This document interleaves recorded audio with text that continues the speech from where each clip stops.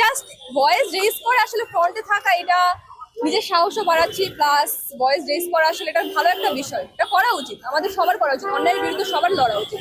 সেই দিক থেকে করতেছে, নট লাইক যে আমি রাজনীতি করতে চাই বা আমার ভবিষ্যতে করার ইচ্ছা আছে, ওরকম কোনো ইন্টেনশন নেই। জাস্ট নিজের একটা জায়গা থেকে, নিজের একটা গিলফিলনেস থেকে বাঁচার জন্য করতেছি, যে না আমিও করছি, মানে আমিও রাস্তায় ছিলাম, আমিও এরকম করছি, যাতে আমি আমার বাচ্চাদেরও বলতে পারি কোনো একটা কাহিনী আমিও করছি, কোনো একটা কাহিনীতে আমিও জড়িত ছিলাম, এরকম একটা গর্বের একটা বিষয় আসলে এটা। ওই দিক থেকে আসছি, না হলে রাজনীতি করার কোনো ইচ্ছা নেই। যেই মহল যারা এরকম করছে এখনো করতেছে, আর আপনারা যদি বলেন যে পরিবর্তন হয় না, আসলে আমরা মানে বলতে পারি না যে একটা জিনিস, একটা দেশ স্বাধীন হওয়ার সাথে সাথে সে পরিবর্তন আনতে পারে, নিউ একটা গভর্নমেন্ট হয়েছে, এটা সবকিছু আয়ত্ত নিতেও টাইম লাগবে। অ্যাটলিস্ট আমাদের ওনাদেরকে টাইম দেওয়া উচিত, ওই একটা নির্দিষ্ট টাইম পরে ওনারা এমনিতে সবকিছু গুছিয়ে নেবে ধীরে ধীরে। আর একটা দেশ স্বাধীন হওয়ার পরে নর্মালি এগুলো হয়, খুব স্বাভাবিক যে এরকম কিছু দল আছে যারা হচ্ছে লুটতরাজ চালাবে বা এরকম ধরনের দুর্নীতির কাজগুলো তারা করবে, এটা খুবই স্বাভাবিক। তো তাই বলে যে আমরা বলতে পারি না বা কোনো একটা নির্দিষ্ট ইতে দোষ দিতে পারি না যে হচ্ছে দেশটা স্বাধীন হলো কিন্তু লাভ হলো না, কি হলো, আগের মতো সবই তো চলতেছে, এরকম আসলে বলা যায় না। আমাদেরকে ওনাদের টাইম দিতে হবে, তারপরে দেখা যাক যে কি হয়। তোমার তরুণ প্রজন্ম বলতে গেলে আমি নিজেও তরুণ, আমি ওই মেধাবীদের মধ্যেই পড়ি। তো এখন যেটা হচ্ছে সেটা আসলে যে লুঙ্গি ডান্স বা গান বা এই যে গান বাজনা যে 15ই আগস্টকে কেন্দ্র করে যেগুলো হয়েছে, এটা আসলে আপনারা নেগেটিভলি কেউ নেন না, যেটা জিনিসটা পজিটিভলিও নেওয়া যায়। যে মানুষ এই যে ছাত্র সমাজ বা আপনি ভাবেন যে নর্মালি আগে বা এক বছর গত বছর পর্যন্ত 15ই আগস্টে এই যে ঢাবি অনেক পোলাপেনের অনেক পরিমাণ দুর্গতি হতো, ছাত্রলীগের পোলাপেন ওদেরকে অনেক বেশি ডমিনেট করতো, ওদের অনেক কষ্ট দিত, সারাদিন খাটতে হতো তাদের মতো খাটিয়ে 15ই আগস্টের জন্য। ইভেন অনেকে শুধু শুধু কান্নাও করাইতো। এই জিনিসগুলো থেকে সবাই যখন বুঝতে পারতেছে যে আমি এগুলো থেকে বেঁচে গেছি, তো অবশ্যই সেটার জন্য একটা আনন্দ মাহফিলের মতো করাই যায়। তো কাইন্ড অফ ওইরকমই করছে। আসলে বিষয়টা হচ্ছে, এটা হচ্ছে যার যার ব্যক্তিগত বিষয়, এটা প্রত্যেকটা মানুষের বিবেক আছে, এটা নিজের দিক থেকে বুঝতে হবে যে আমি এই কাজটা করতেছি এটা ঠিক কিনা ভুল। এখন এটা এই কাজটা এমন না যে আমরা ছাত্র সমাজ কোনো ভুল করতে পারবো না, অবশ্যই আমাদেরও ভুল হবে। এটা এটা কোনো জাস্টিফিকেশন হবে না যে না তোমরা ভুল করলে তোমাদেরকে ছেড়ে দেওয়া হবে, এরকম কোনো কিছু না। যে ভুল করবে তাকে অবশ্যই শাস্তি দেওয়া হবে।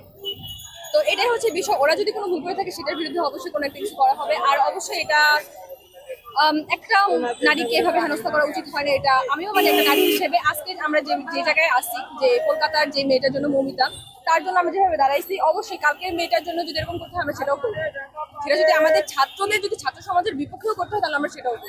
আমরা ছাত্ররাই আসছি ক্যাম্পাসে, কিন্তু আমরা আসলে অফিসিয়ালি এখনো পাই নাই বা আমাদের হচ্ছে নতুন ভিসি অ্যাপয়েন্ট হয় নাই বা আমাদেরকে পুরোপুরিভাবে জানানো হয় নাই যে আমরা হচ্ছে আমাদের ক্যাম্পাসে যে ছাত্র রাজনীতি টাইপ জিনিসগুলা থাকবে না বা হচ্ছে এরকম দলীয় যে বিভিন্ন বিষয়গুলো এগুলো থাকবে না।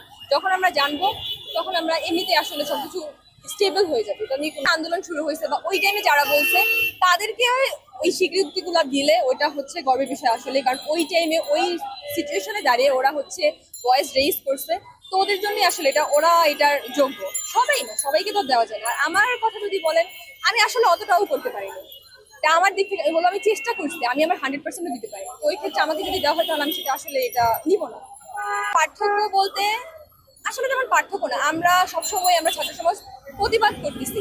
আমাদের এক সপ্তাহ আগে যে মিছিল ছিল সেটাও প্রতিবাদী ছিল, আর আমরা আজকে যেটা করতেছি সেটাও প্রতিবাদী করতেছি, আমরা অন্যায়ের বিরুদ্ধে লড়তেছি। এটাই পার্থক্য আসলে। হয়তো অবশ্যই ভয়ভীতি কাজ করতো, কারণ আমরা যখন রাস্তায় ছিলাম তখন আমাদেরকে আটকানোর জন্য, আমাদের মতো নিরীহ ছাত্রদের আটকানোর জন্য বিভিন্ন ফোর্স নামানো হয়েছিল। আমাদের হাতে ছিল লাঠি আর ওদের হাতে ছিল বিভিন্ন গান বা বিভিন্ন অস্ত্রশস্ত্র। তো অবশ্যই ওই অস্ত্রের সামনে আমরা একটু হলেও ভাববো, কারণ আমাদেরও জীবনের ভয় আছে। তো ওই হিসাবে তখন আমাদের হ্যাঁ ভয় ছিল। আর এখন যেহেতু স্বাধীন দেশ, স্বাধীন দেশে আসলে এখন আর বাক স্বাধীনতা আমরা পেয়ে গেছি, তো বাক স্বাধীনতা যেখানে পেয়ে গেছি সেখানে আর আমাদের ভয়েস রেজ করতে কোনো ভয়। অবশ্যই যে স্বাধীনতা অর্জন করা যতটা সহজ, এটা রক্ষা করা ততটাই কঠিন। এটা আসলে এটা খুব বড় একটা ফ্যাক্ট যে স্বাধীনতা অর্জন করতে হয়তো বা হয়েছে, বাট এই স্বাধীনতা এটা রক্ষা করতে এটা অনেক বেশি, অনেক পথঘাট পের হইতে হবে। তো আমরা আসলে এখন মাত্র আমাদের বেশি দিন হয় না যে আমাদের দেশটা স্বাধীন হয়েছে। তো আমরা যদি এখনই বলি যে দেশ স্বাধীন হয়ে কি হলো বা দেশ এখনো কন্ট্রোলে নাই, তো এটার জন্য আমাদের সময় দিতে হবে। অবশ্যই সময়ের একটা নির্দিষ্ট সময়ের পরেও যদি দেখি আমরা যে এখনো কোনো স্টেবল হয় নাই বা পরিস্থিতি এখনো গভর্নমেন্ট নিজের কন্ট্রোলে নিতে পারে না, তখন সেই ক্ষেত্রে অন্য কোনো ব্যবস্থা অবশ্যই নিতে হবে বা নেওয়া হবে।